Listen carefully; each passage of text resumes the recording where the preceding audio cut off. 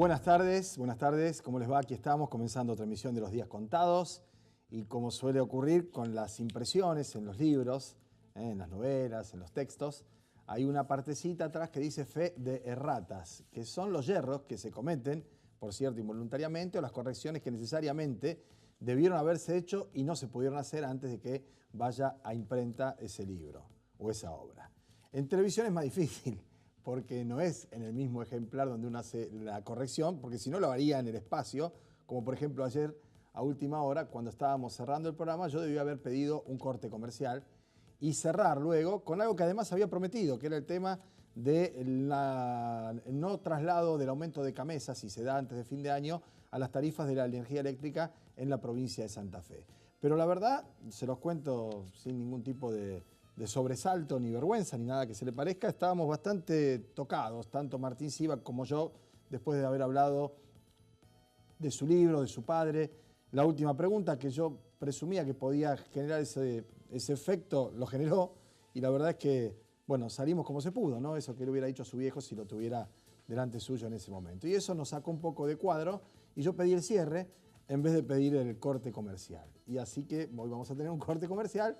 En realidad, como tenemos siempre dos, si ustedes son habituales del programa y nos siguen siempre, verán que van a haber dos cortes comerciales, que el primero separa este primer bloque, que es el del comentario de apertura o editorial, del primer entrevistado, y luego el segundo corte, el segundo entrevistado. Que hoy son dos temas realmente interesantísimos.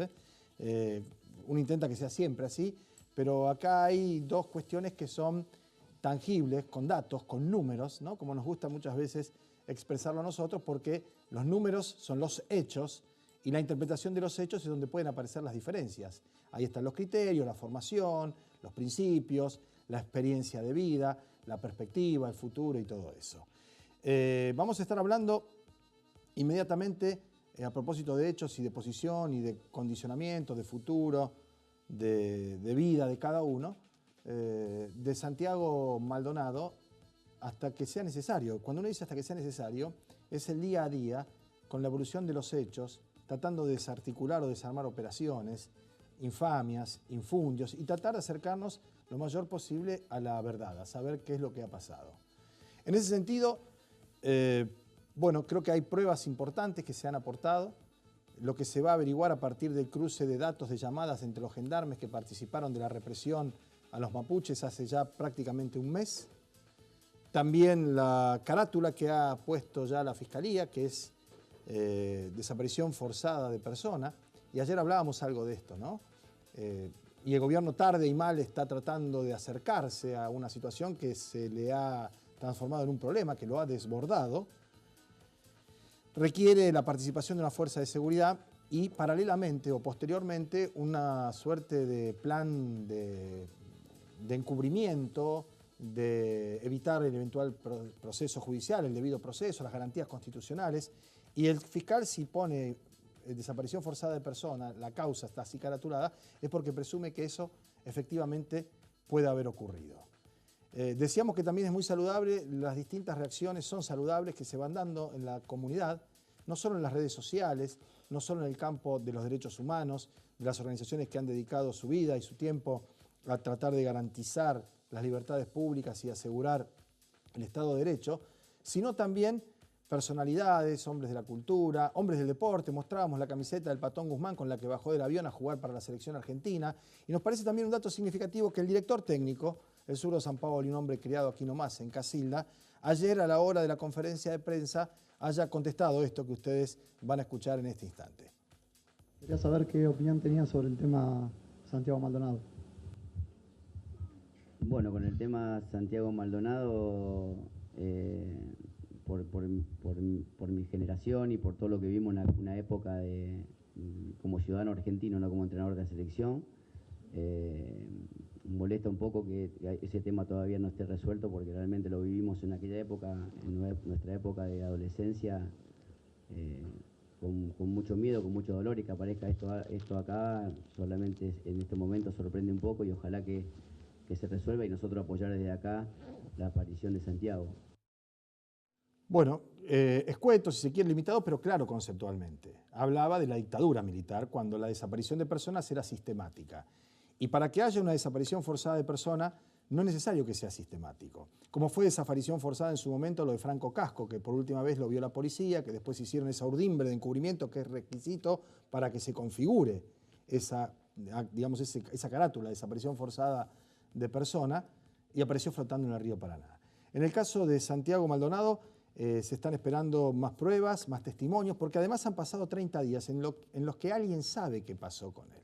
Y esta es la trama del encubrimiento, donde el Estado, si no ha dado respuestas en términos del procedimiento que hizo la Gendarmería Nacional, identificar a quienes participaron, hay imágenes, hay testimonios, es decir, hay por otro lado también una cantidad de operaciones cruzadas para tratar de desacreditar a este muchacho que es hijo de un tío de Vaca Narvaja y que Vaca Narvaja era el líder montonero cuyo hijo se casó con Florencia Kirchner. Es decir, toda esta maraña de ninguna manera alcanza no solo a explicar, mucho menos a justificar, pero siquiera a tratar de empezar a esclarecer qué es lo que ha pasado hace ya prácticamente 30 días. Como decíamos antes, es un tema que nos ocupa permanentemente, que no lo vamos a dejar pasar y que cada cosa que vaya apareciendo y que podamos aportar, lo vamos a ir haciendo, ¿no? Porque además hay otra cosa, no solo la comunidad internacional, no solo la sociedad en su conjunto, sino que hay un especial interés en defensa propia también, ¿no?, de los jóvenes.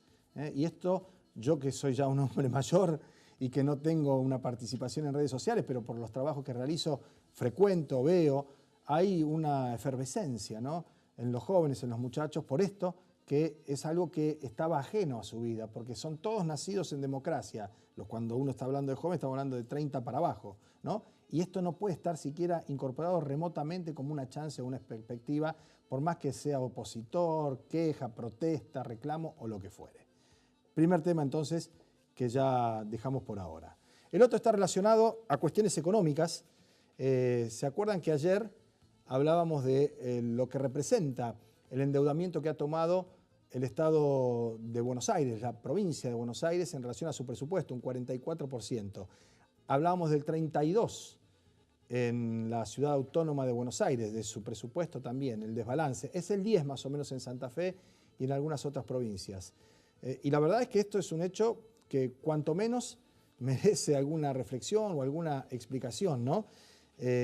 Lo que es muy interesante es la manera en que lo interpreta el presidente de la República, ¿no? Y lo hizo saber ayer en una reunión en la que estuvo haciendo una suerte de análisis y prospectiva de lo que puede ser la economía de la Argentina. Lo podemos ver.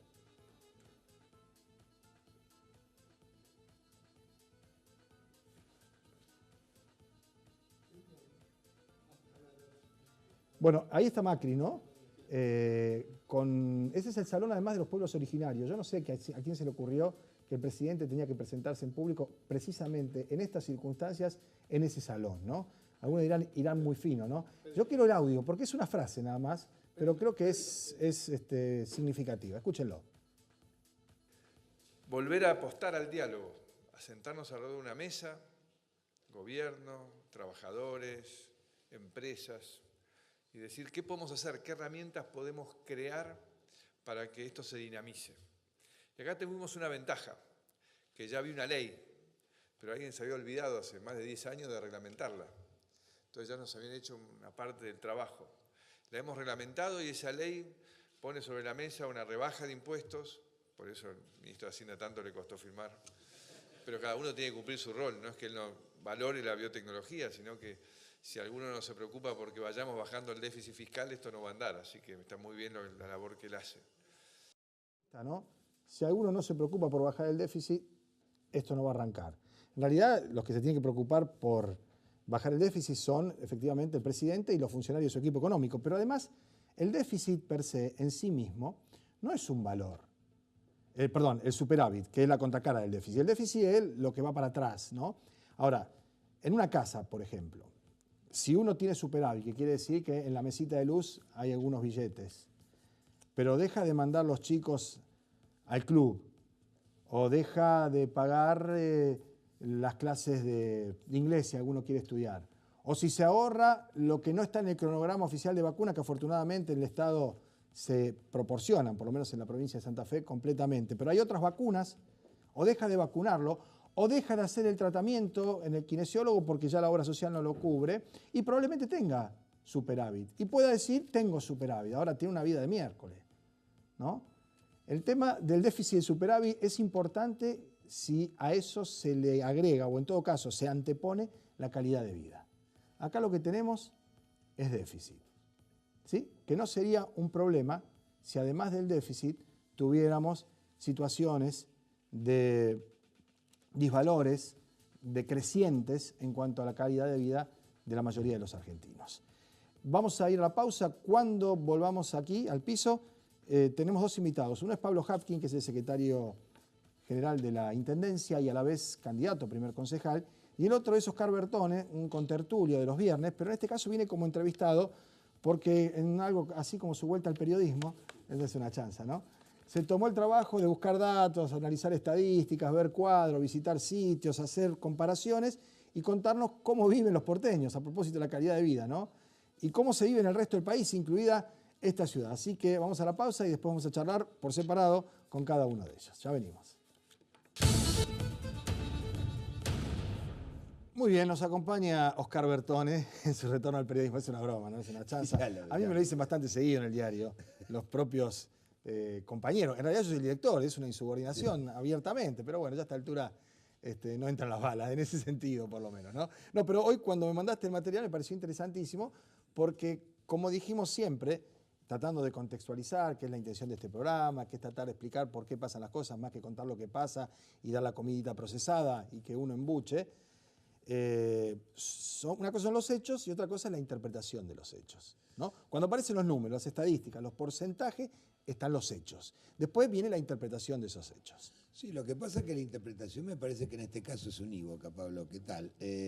Mira, a mí lo único que se me ocurrió fue juntar las conclusiones de dos artículos y hacer un par de llamadas telefónicas. Dos artículos aparentemente contradictorios y, siguiendo la lógica del periodismo escrito, te hago el copete.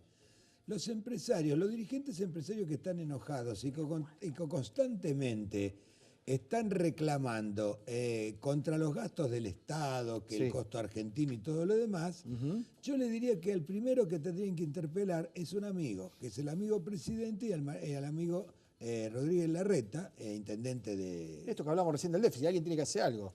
Alguien tiene que hacer algo. Bueno, tiene que empezar la ciudad de Buenos Aires tendría que empezar. ¿Por qué? Porque según un artículo de Ámbito Financiero aparecido ayer, la ciudad de Buenos Aires gasta per cápita. Cuando me refiero a gasto es lo que dispone el intendente de la ciudad para gastar.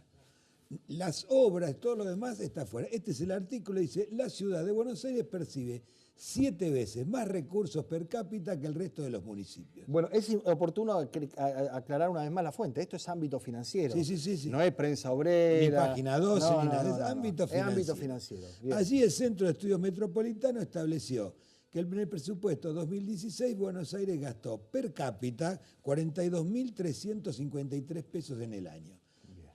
Per cápita. 42 lucas por cabecita. Por cabeza en el año. Bien. Unos 15 municipios del conurbano, algunos son de la zona norte, otros de la zona sur, en promedio gastaron 6.000. 7 veces menos. 6.000. Claro. 7 veces menos. Sí.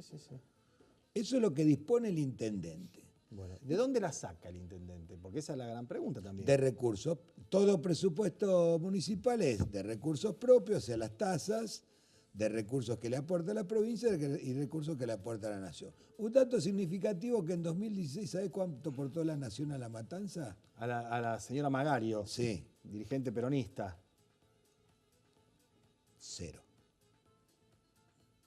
No estaba viendo si había algún cuadro o algo que refrendara eso. Porque 0 es una pelota así, nada más. 0. Podemos hacerlo nosotros, el cuadrito acá. Otro artículo del Día de la Nación, y esto es lo que yo junté, apareció el 26 de agosto, que después se levantó en los diarios de acá. En el Diario de la Nación, el Instituto Argentino de Análisis Fiscal, justamente a pedido de un empresario que dice el gasto público, se puso a analizar en qué gastan los municipios. Bien. Y descubrió que la mayoría de los municipios, salvo algunos, no son transparentes en declarar lo que gastan y cómo son sus recursos. Puso en calidad a los municipios que mejor se comporta con las cifras públicas, esto es no que gastan bien o más, pero que dicen lo que gastan, En primer lugar a Vicente López, a Rosario y a Villa Carlos Paz. Este no es el cuadro, este es lo que gasta Buenos Aires. Esto es lo que gastamos nosotros, Rosario. Acá, ¿esto es Rosario? Sí, señor. Bien. Bueno, una grajea que no quiero dejar pasar. Entre los municipios que más transparentes dan estamos nosotros los rosarinos. De eso vamos a hablar con Hawking después del corte. El peor, ¿cuál es el peor municipio calificado? Un municipio que es paladín de la transparencia de gasto público. San Salvador de Jujuy. Morales. El señor Morales es el que menos cuenta rinde. En realidad el gobernador, pero estuvo ahí también antes. Dejó su huella. Es el Es jefe. de- Es el feudo, sí. Bueno, Rosario, según el cuadro que estamos allí y que lo certifica el secretario de Hacienda, le digo, no me vas a decir algo que no es, bueno, es como si estuviera firmado por él, gasta por habitante, por año, 10.735 pesos que se componen de el 50% de recursos propios, aproximadamente 48%, la provincia le cede 24%, que eso aumentó bastante porque está sosteniendo un sector importante de la salud. La Nación le manda 17, 28 le manda a Buenos Aires. Lo que le manda a Buenos Aires equivale casi a 10.000 pesos por cabeza. Y otros orígenes que supongo que serán los convenios multilaterales y la rendición de impuestos que vienen diferidos. Bueno, 10.735. Esta es la cuarta parte que los porteños. O sea, los porteños que quieren enseñarle al país a gobernar, en Rosario, que es una ciudad que tiene la misma superficie que Buenos Aires y que también mantiene salud, y que tiene menos habitantes, la tercera parte de lo que tiene Buenos Aires de habitantes fijos, le podría enseñar a manejarse a la ciudad de Buenos Aires. Y los empresarios cuando se enojan del costo argentino, yo les recomiendo, vayan primero a ver lo que gasta la capital federal. Porque además de que gasta mucho más, todos sabemos que tiene tarifas mucho más baratas que las nuestras, a pesar de los aumentos que ha habido. Y un pequeño dato que me dejó picando tu próximo interlocutor, además tiene sostenido el gasto de seguridad que nosotros no tenemos. Porque gran parte de la seguridad de Buenos Aires se sigue manteniendo con la Policía Federal. Es la Policía Federal, por supuesto. La metropolitana es como la GUM. Es como si fuera la GUMNACA. Por supuesto. Desde ya. Y todo esto es más dramático, por eso digo, no hay mucho lugar de interpretación. Si le pudiéramos sumar las obras públicas de ejecución directa, que no están en estos números, porque esto es lo que disponen los intendentes, por caso, lo que para mí va a ser como, ¿te acordás que el Yacyretá se decía el monumento A la corrupción? Bueno, el Yacyretá que va a tener este gobierno se llama Soterramiento del Belgrano. Sí. Un Y la proyecto autopista por abajo del obelisco. Sí. Bueno, pues el de es un proyecto de 4.000 millones. Para los que no entiendan, ¿te acordás del faraónico proyecto del tren bala a Córdoba? Estaba De Buenos presupuestado, Aires, todo. estaba presupuestado en 3.000 millones. Esto es más. Eran 1.000 kilómetros. Estos son 23 kilómetros a 4.000 millones de dólares. Esto marcha a ser un Yacyretá. Bueno, muchas gracias. Me alegro del retorno. No, a veces es lindo comparar, Cada leer, tanto. agarrar el teléfono, decir, che, dame los datos. Y esto es así, y no lo tiene nadie, te dice. Y no lo publicó nadie. ¿Cómo si esto es tan terrible? Otra cosa más. Yo veía, ¿no?, lo del blanqueo de capitales de la familia y de los clientes, amigos y favorecedores del gobierno. Y una reflexión también. Esto es sí una interpretación de los hechos, ¿no? Si el hermano del presidente Macri se llama Gianfranco, blanqueó 35 palos verdes. Quiere Sí, decir, y nunca tuvo un papel destacado en ninguna de las empresas del grupo. bueno, quiere decir que durante muchos años evadió. Tenía escondido 35 millones de dólares. Evadió, fenómeno. ¿Y cómo la hizo? Si vos me decís son contratistas del Estado, fenómeno, el Estado paga en blanco. Bueno, esa es la gran confusión Si que el hay a Estado veces paga en en los blanco, periodistas. si el Estado te paga en blanco, vos me das a mí en blanco, yo soy empresario, deposito, bancarizo, hago el trabajo, lo que corresponde, ¿no es cierto? A Lázaro Báez le daban por abajo la mesa, había coima, Sí. todo lo que quiera, fenómeno. Ahora, igual, si esto igual- no igual son, que a los otros. no, si esto es distinto, vos agarrás la plata, te pagaron 1.000 pesos por una obra pública, vos pusiste eso, pagaste los sueldos y ganaste el margen lógico de un empresario. ¿Sí? Sí. Bien. Ahora, si vos hiciste todo eso y tenés una declaración jurada con un margen de ganancia razonable y después aparece a los 10 años, 15 años, 20 años, 30 años una ley de blanqueo y vos vas y blanqueás 35 palos verdes, ¿de dónde viene esa guita? ¿Entendés lo que No quiero es decir? directamente de las actividades que uno sospechamos que tiene, sino de otras actividades. Es plata sacada y traída y manejada con política y economía. Pregunto. Pablo, en Rosario, hoy hay empresarios que con el canje del dólar futuro se llevaron al bolsillo más de 10 millones de dólares. Está bien. Están No está tratando bien. de ver No está bien. Ahora, cómo te lo digo van a algo. invertir, porque son blancos Oscar, esos. este es el hermano del presidente y es socio de la empresa familiar en la que participaba el presidente, el papá del presidente y los amigos del presidente, el primo del jefe de gabinete, el hermano de la vida, que es Nicky Caputo, del presidente, y otros Y el extras. súper nuevo empresario Estrella Miglin que compró Bueno, la empresa del Uruguay. al mismo monto de la plata que blanqueó. Entonces, bueno, habrá que esperar, ¿no? Porque esto es, como decíamos, todo da vuelta, ¿no? No ¿A se vos da- qué querés decir? No, que hay no, gente no. que no entiende que no todo el tiempo va a estar en el poder y, yo- que alguna vez y puede tener a algunos ya problemas. le ha pasado, ¿no? Y ahí están. Y veremos qué ocurre. Bueno, si seguí en la tesitura, digamos, del periodismo, va a estar invitado seguido. Y si no, una tertulia de viernes que más livianita. Bueno, con muchas Glassman, por supuesto. Nos vamos a la pausa. Cuando volvamos, Pablo Hafkin, candidato a concejal y secretario de la Intendencia.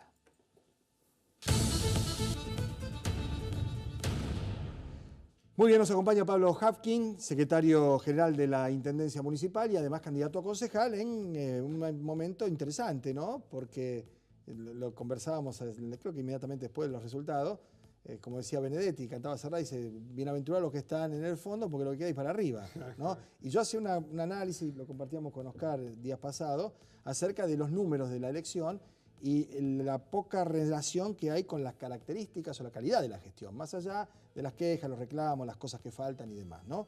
Bueno, hoy aparece, o en todo caso ayer ya estaba circulando un informe acerca además de la transparencia de gestión de los distintos municipios de la Argentina, y son el 60% los que están evaluados, y después de Vicente López, que es más pequeño en Buenos Aires, aparece Rosario, de los grandes, el más importante, bien rankeado con el manejo de la información, con la disposición de gastos, con la transparencia en cuanto a la asignación presupuestaria y demás, ¿no? Y creo que eso es un dato también relevante. Lo importante, Pablo, es que a veces hay palabras que suenan lindas, pero darle contenido, hacer que las cosas funcionen de otra manera, implica otra tarea, ¿no? Rosario tiene hace mucho tiempo un nivel de transparencia en todo su manejo presupuestario, donde además vos podés consultar incluso cada persona que recibe un sueldo del ¿Cuánto Estado resuelve? municipal, Sí, sí. cuánto recibe, cuál es el costo fiscal.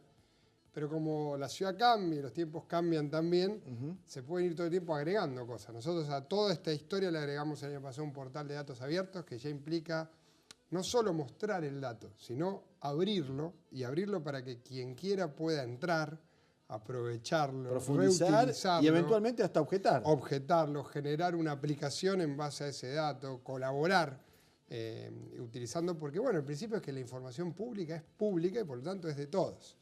Y son las cosas que son interesantes discutir en el país, porque yo creo que hoy cuando se habla de bueno, luchar contra la corrupción, bueno, no es solamente una consigna o mencionar un hecho, es concebir lo que es público como de todos y abrírselo a todos. Nos pone muy contentos que ese reconocimiento se dé. Te podría además agregar que hay algunas cuestiones que incluso yo creo que nos pondrían por encima de Vicente López. Por sobre ejemplo, todo, porque nosotros tenemos un desarrollo también de datos de salud, de datos de movilidad, de transporte en el portal de datos abiertos, que bueno, el IARAF toma solo los datos fiscales, es decir, el presupuesto, pero además no solo el presupuesto, no solo cómo se utiliza, sino en qué, que también es una discusión interesante para dar, ¿no? ¿Dónde van los recursos públicos? No solo conocer cuáles son y cómo se usan, Sino qué se hace también con eso y cuál es la qué- disposición. Y qué se genera con eso. Claro. Y creo que es una característica de la ciudad que al contrario, que siempre hay que profundizarla y que tiene que ver con lo que vamos a debatir también en esta campaña, que es no solo decir cosas, sino saber cómo hacerlas y cómo hacerlas bien. Bien, acá hubo, y esto está a la vista, ¿no? Una fuerte polarización por un lado, una gran instalación mediática y de vía pública y de folletería, de papeles de determinados candidatos, en algunos casos con un rédito electoral muy importante, en otros no, apenas alcanzar a estar en la grilla de octubre. Y hubo a la vez, y esto creo que lo está revisando también el propio gobernador, la intendenta estuvo siempre muy prudente y muy medida en su gestión, una suerte también de mensaje hacia quienes estaban efectivamente en Santa Fe, particularmente porque es la provincia que no entra en el beneficio y costo de una polarización, algunos signos, señales y mensajes a la gestión. Yo creo que siempre hay que escuchar. Pablo, salía a caminar casa por casa, a preguntar a la gente a ver qué pasó, qué sintió.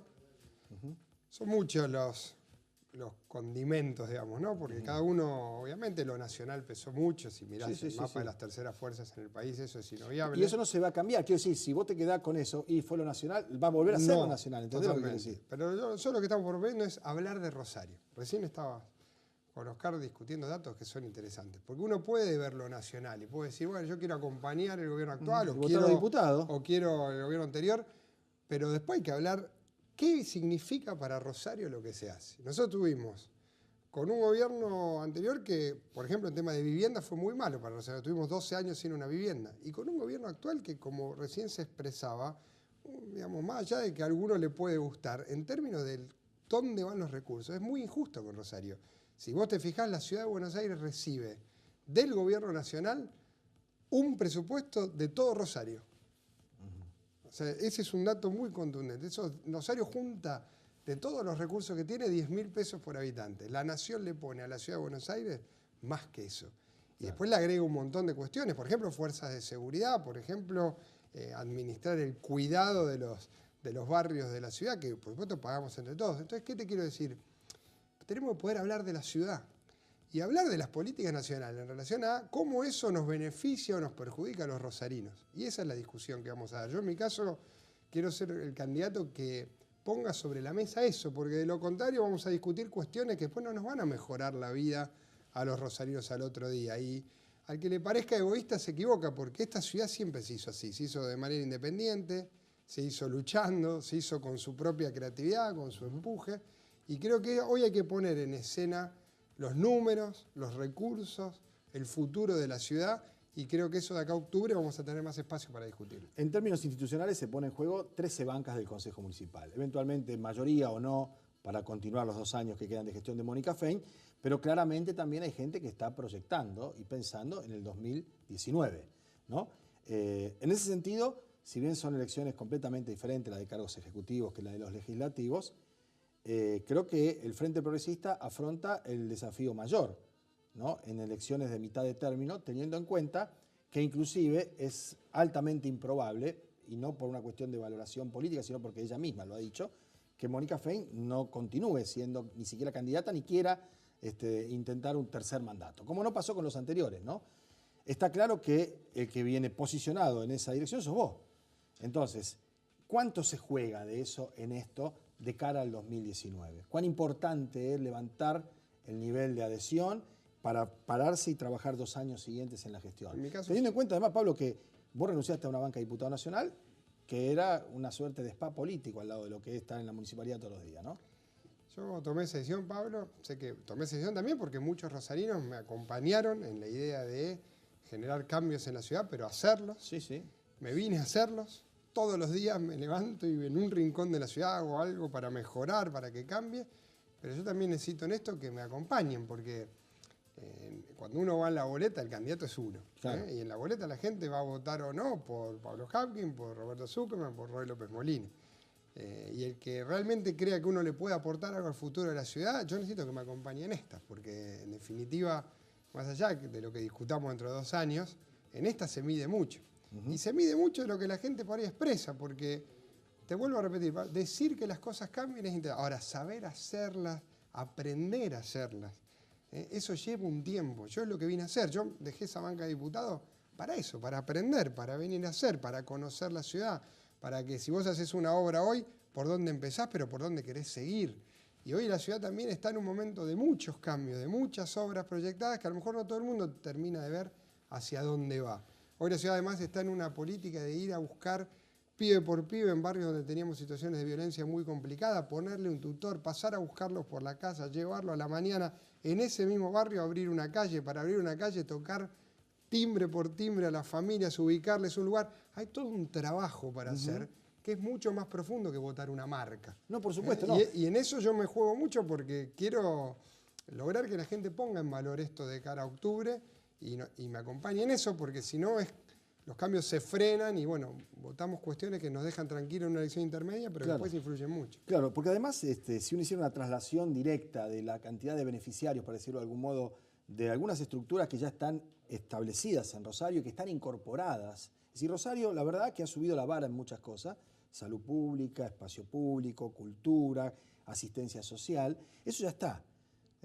Entonces es difícil que lo que falta no esté sopesado también con lo que ya está a la hora de ir a emitir el voto, ¿no? Y entonces es la única explicación que uno encuentra para que el PRO gane en todas las seccionales. Si vos decís, bueno, si en provincias, si en la Ciudad de Buenos Aires, Macri en 10 años o 8 años que fue intendente no hizo ni un solo dispensario, ni un solo hospital. Y acá la verdad que da tranquilidad saber que la salud pública funciona como funciona, porque atiende a los rosarinos, los que vienen de afuera, nadie le pide la tasa municipal ni nada. ¿Qué más hay que hacer para que eso rinda efectivamente? Lo que decís vos de los chicos, los centros crecer, ¿no? Yo entiendo que algún sector del centro pueda estar disgustado por algunas cosas, incomodidades y demás, está bien. Ahora, hay otros sectores donde uno dice, no, esto no puede pasar. Yo te diría hay dos cosas. Una es que la gente nos reclama muchas cosas pequeñas, pero que le afectan su vida cotidiana y ahí nosotros tenemos que mejorar. A veces Bien. es una vez. Lo otro es hacer valer que las cosas que tenemos las tenemos porque hay una decisión de invertir. Sí, sí. Yo no sé si mañana alguien va a gastar 6 de cada 10 pesos de nuestro presupuesto en salud, promoción social y mantenimiento de espacios públicos. Claro. Sinceramente pienso que no. Entonces, es ese trabajo. Y para hacerlo a veces hay que ir, escuchar, Sí, sí, convencer sí. uno Y por hacer- uno y- y y esa hay es la que tarea contarlo que también. vamos a hacer. Claro. Nos quedamos ya sin tiempo, nos excedimos. Pero vamos a seguir charlando y Con la idea mucho es, gusto. como siempre, y lo reiteramos, el debate con todos, ¿no? Para mí Este siempre tiempo va a ser un gusto. Muchas gracias. Gracias a vos, Pablo. A ustedes también, el agradecimiento. Volvemos mañana a partir de las 2 de la tarde. Hasta entonces.